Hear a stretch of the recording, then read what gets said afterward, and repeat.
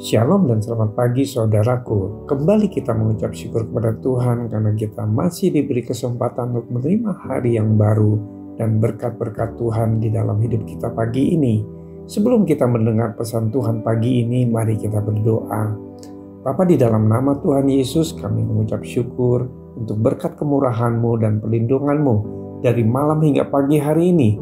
Kembali diberi nafas kehidupan, karena semua yang kami terima adalah anugerah Tuhan. Dan pada saat ini kami mau mendengarkan pesan-pesan firman-Mu. Buka hati dan pikiran kami agar kami dapat mengerti kehendak-Mu. Di dalam nama Yesus kami berdoa. Amin. Tema renungan kita pagi ini adalah hati yang baru.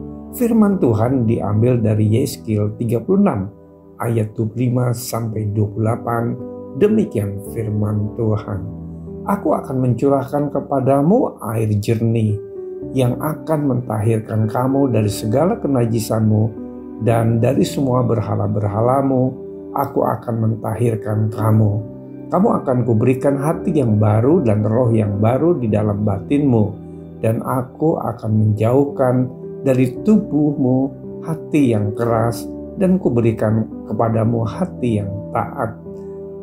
Rohku akan kuberikan diam di dalam batinmu, dan aku akan membuat kamu hidup menurut segala ketetapanku, dan tetap berpegang pada peraturan-peraturanku, dan melakukannya. Dan kamu akan diam di dalam negeri yang telah kuberikan kepada nenek moyangmu, dan kamu akan menjadi umatku, dan aku akan menjadi Allahmu. Bapak Ibu Saudaraku, Alkitab menyatakan bahwa siapa yang ada di dalam Kristus, ia adalah ciptaan baru. Yang lama sudah berlalu, sesungguhnya yang baru sudah datang.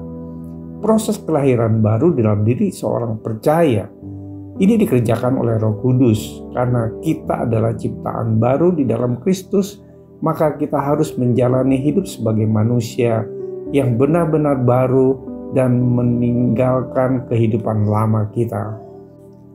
Tuhan berfirman, demikian firman Tuhan di dalam Yeskil 36 ayat 26. Kamu akan kuberikan hati yang baru dan roh yang baru di dalam batinmu, dan aku akan menjauhkan dari tubuhmu hati yang keras, dan kuberikan kepadamu hati yang taat.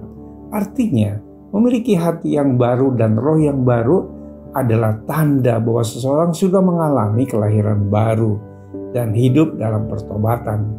Kita memerlukan hati dan roh yang baru agar hidup kita semakin berkenan kepada Tuhan.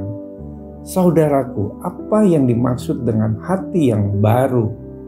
Hati yang baru adalah hati yang tidak lagi keras atau hati yang lembut. Kalau dulu sebelum bertobat, hati orang begitu keras dan sulit sekali menerima teguran. Setelah mengalami jaminan Roh Kudus, hati yang diubahkan menjadi lembut. Aku akan memberikan mereka hati yang lain dan roh yang baru di dalam batin mereka.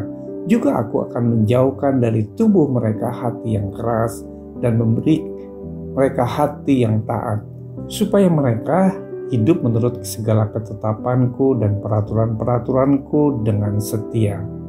Hati yang lembut adalah hati yang mau belajar, diajar, ditegur, dan dibentuk. Orang yang mengarahkan telinga kepada teguran yang membawa kepada kehidupan akan tinggal di tengah-tengah orang bijak. Siapa yang mengabaikan didikan membuang dirinya sendiri. Tetapi siapa yang mendengarkan teguran memperoleh akar budi. Saudaraku, hati yang baru adalah hati yang mau taat, melakukan kehendak Tuhan, tidak kompromi terhadap dosa. Ketaatan adalah syarat mutlak memiliki kehidupan yang berkenan kepada Tuhan.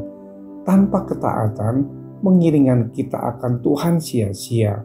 Hati yang baru adalah hati yang senantiasa tertuju kepada Tuhan dan rindu menyenangkan hatinya. Saudaraku, izinkan Roh Kudus untuk mengkoreksi diri kita pagi ini.